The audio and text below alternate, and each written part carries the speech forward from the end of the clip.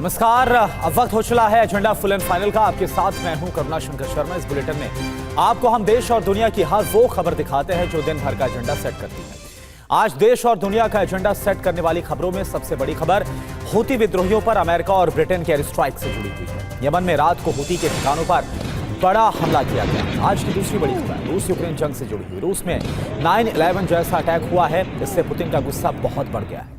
34 महीने से जारी जंग की चिंगारी और भड़कने के पूरे आसार हैं। तीसरी बड़ी खबर भी रूस यूक्रेन वॉर जोन से है। कुर्स्क में ज़ेलेंस्की की सेना पुतिन और किम की सेना के बीच आमने सामने की जंग हो रही है और दुनिया में कई मोर्चों पर जारी जंग के बीच हम आपको पीएम मोदी के कुवैत दौरे की खबर भी दिखाएंगे, जहां पर 43 साल के बाद दोस्ती का नया अध्याय शुरू हुआ है। और शुरुआत करते हैं पहली खबर के साथ, जो कि यमन से है। यमन के हूती विद्रोहियों पर हमला किया गया है।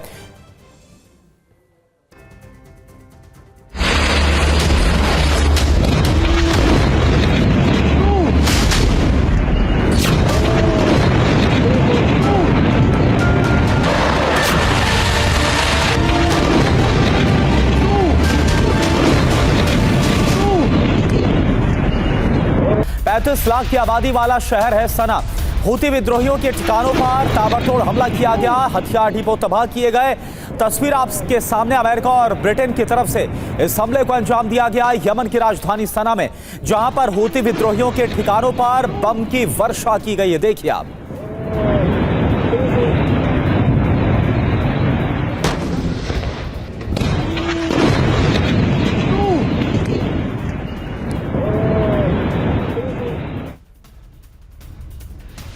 इधर हूती विद्रोहियों के ठिकानों पर हमले की एक और तस्वीर आपको दिखाते हैं। अमेरिका और ब्रिटेन ने हूती विद्रोहियों के ठिकानों पर एयर स्ट्राइक की।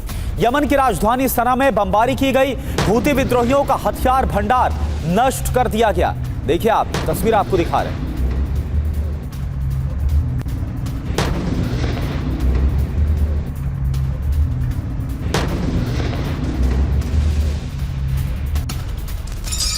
और वहीं यमन में हमले को लेकर अरब मीडिया के हवाले से बड़ी खबर है। अमेरिका ने अल हफा मिलिट्री कैंप पर हमला किया है। नुक्ब और अट्टान में हूती के मिलिट्री कैंप्स हैं, जहां पर हमले को अंजाम दिया गया।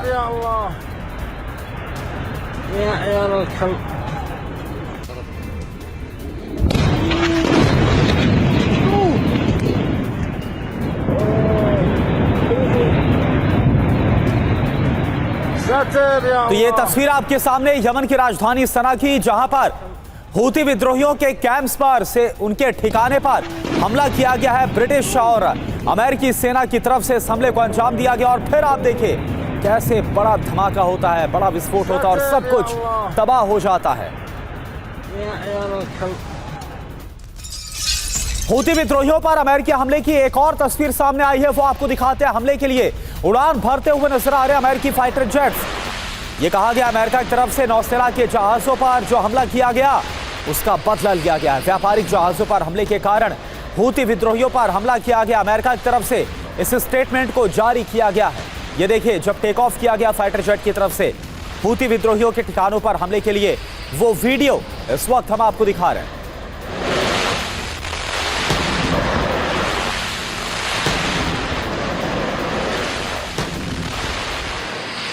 तो यमन पर हुए हमले पर अमेरिका ने क्या बयान दिया, यह अब आपके लिए जानना जरूरी है। अमेरिकी सेंट्रल कमांड ने कहा उसकी वायुसेना ने आज पश्चिमी यमन में हूती कमांड और नियंत्रण केंद्रों पर हमला किया।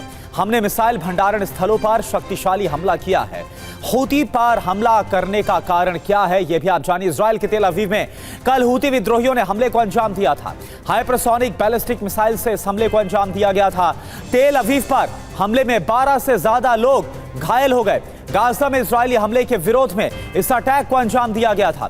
समुद्र में व्यापारिक जहाजों पर अक्सर हमले हूती विद्रोहियों की तरफ से किए जाते हैं।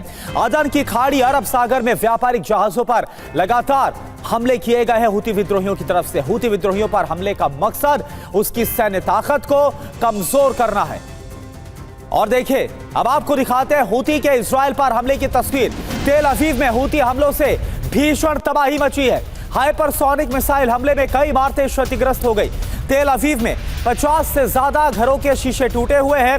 हमले के वक्त कई इलाकों में भूकंप जैसे झटके महसूस किए गए। तो ये तस्वीर आपके सामने हूती विद्रोहियों की तरफ से तेल अवीव यानी कि जो इस्राएल की आर्थिक राजधानी है उस पर जो हमला किया गया वो तस्वीर, और इसी का बदला ये कहा जा रहा है लिया गया है। जो हमला अंजाम दिया गया हूती विद्रोहियों के ठिकाने पर यमन की राजधानी सना में।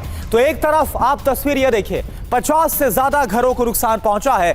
बेहद ही शक्तिशाली हमला किया गया हूती विद्रोहियों की तरफ से।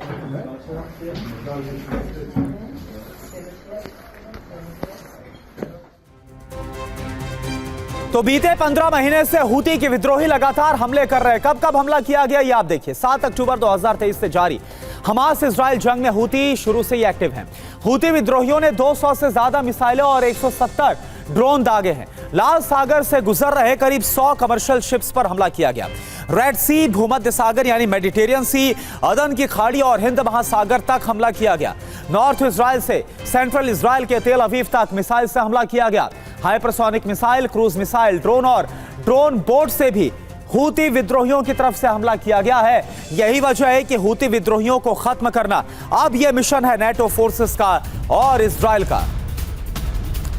और ये देखिए इन सब के बीच ये तेल अवीव की तस्वीर भी आपको दिखा रहे हैं। इजराइल का बड़ा शहर तेल अवीव, जहां पर हूती विद्रोहियों की तरफ से हमला किया गया। 50 से ज्यादा घरों को नुकसान पहुंचा है और इसी का बदला हूती विद्रोहियों के ठिकाने पर जो हमला किया गया उससे लिया गया है।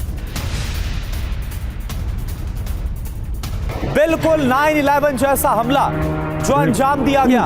रूस के 4 प्रांतों में 36 ड्रोन दागे गए। कई ड्रोन ने टारगेटेड अटैक किया है और टारगेट को हिट किया है। हमले के बाद कई जगहों पर आग लग गई। ये देखिए आप तस्वीर, कैसे ये ड्रोन फ्लाई करता हुआ आ रहा और फिर ये इमारत से टकरा जाता है।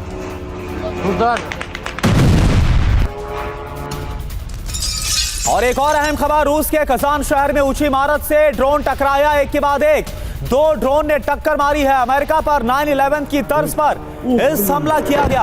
आपको याद होगा, बस अंतर यह है, फर्क यह है कि 9/11 का जो हमला हुआ था उसमें कमर्शियल फ्लाइट्स का इस्तेमाल किया गया था आतंकियों की तरफ से, और इस बार यूक्रेन की तरफ से हमला किया गया और ड्रोन का इस्तेमाल किया गया और सीधे आकर ये ड्रोन इमारत से टकराते हैं।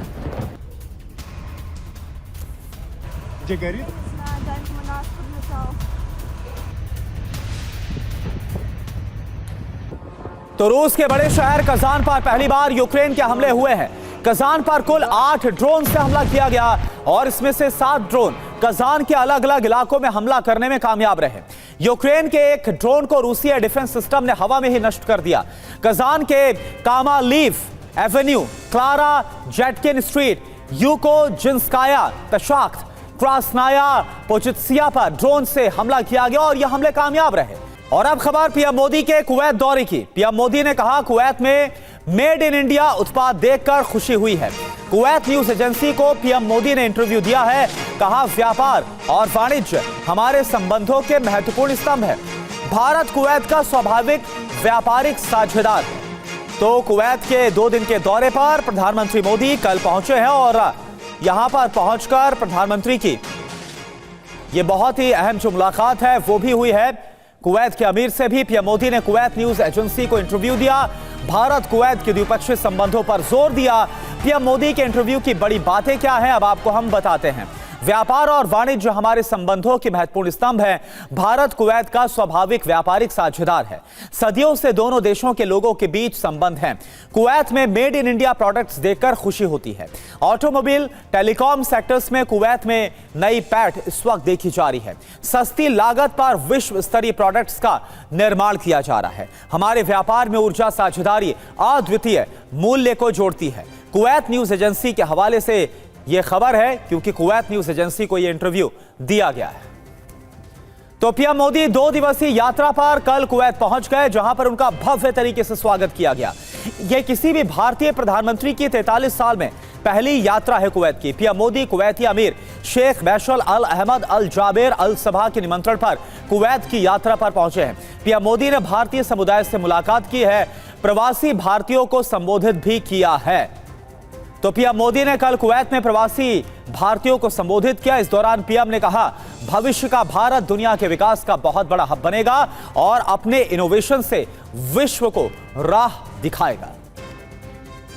साथियों, भारत में दुनिया की स्किल कैपिटल बनने का भी सामर्थ्य है। आने वाले कई दशकों तक भारत दुनिया का सबसे युवा देश रहने वाला है।